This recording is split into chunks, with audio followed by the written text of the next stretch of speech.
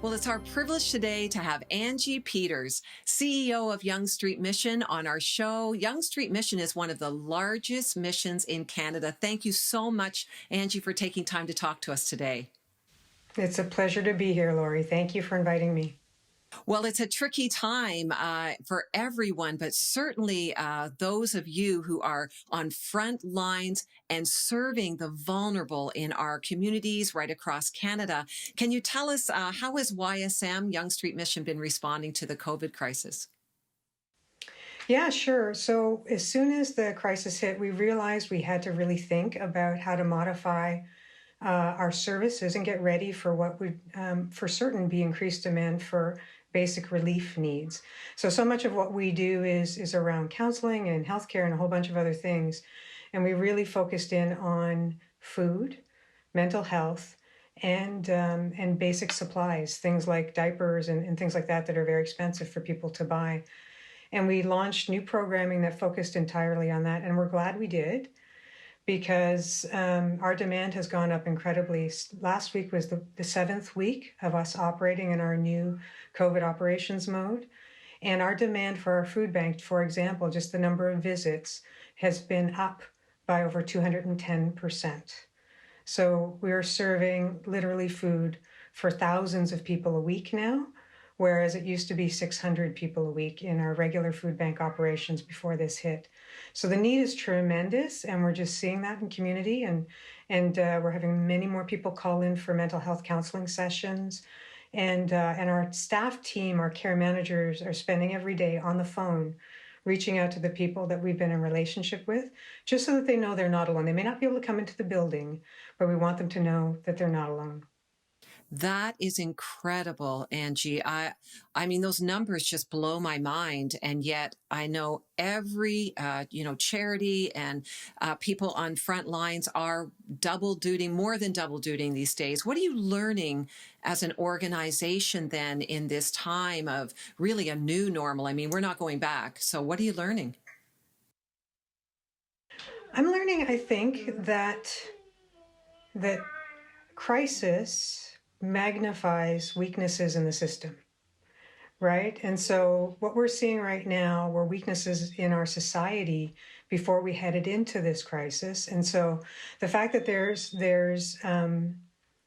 not enough food, the fact that there's not safe places to place people who are living in encampments under the Gardiner, the fact that our families are now even more so making decisions that are very difficult about what to do with precious few dollars. I mean, we know that 47% of single moms in Toronto live under the low-income measure after taxes, and they have approximately $7.83 a day per person in their family for everything they need after they pay their rent. It's an extraordinary challenge and time to live in.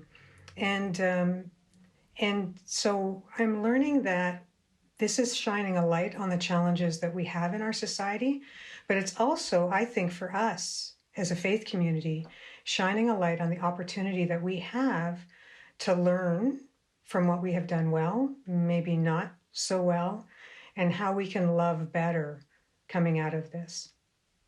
Well, that is actually very humbling to hear. I mean, I'm sure many of us were not even aware of the problem before COVID.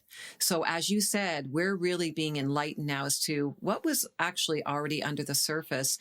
And as people of faith, thank you for that reminder that, we need to be praying, but we need to be informed and taking action. What would you say to our viewers would be something that, we might feel helpless, but what would you say to our viewers to encourage them to engage in reaching out to the vulnerable? Yeah, I mean, the first thing I would say is start with your heart, right? That's always a place to start. And, about in 33 AD, roughly, Jesus was walking the planet. He came at a time of incredible income inequality in society. We're in a time of incredible income inequality now. And my church, they're talking about the Beatitudes right now. And he basically said to the people in that day who were good people, he said, "You've heard it said, but I say." And everything he said called us into a deeper position in the heart of not focusing on doing no harm or just enough, but focusing on doing what the person needs. What does that person need? Putting ourselves in their shoes. If I was them, if I was a single mom, what would I want people to do for me?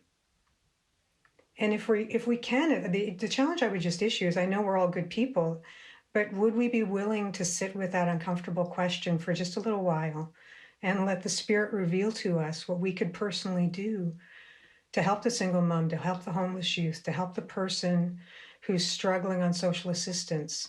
And then each one of us just help one. Because I really believe if each one of us helped one, we would solve the problem. And glory would be to God. I agree, Angie, and I thank you for that challenge. And I put that out to our viewers as well, and to myself. As we sit in isolation, sometimes we feel we can't do anything, but you're right. A shift in our heart, there is always something to do. I was reading in the newspaper just yesterday that what they're seeing across culture is neighbor taking care of neighbor. And that's what you're talking about, aren't you? Yeah, absolutely. There's people, making sure that the elderly people in their community, they're going and getting groceries for them, and then making sure that they're clean and dropping them off safe from 6-foot distances and so on. There's a lot of really great community happening, and that is good. I mean, this is really, I think this is it's a reset. We're approximately 100 years after the Spanish flu. Isn't that interesting? It's 100 years since the Spanish flu. And something like pandemics reminds us that we are all in this together. And it's a call for us to be our greater selves. Well, here. I think that is so well said. Thank you for this reminder. ysm.com? CA.ca. Yeah. ysm.ca. That's how you can find out more about Yonge Street Mission. Angie Peters, thank you for your time today. Thank you for your challenge today. Let's all take this challenge, and let's not only move in our hearts, but in action towards those that the Spirit puts on our mind, and do something towards the vulnerable, to extend care. We'll be right back.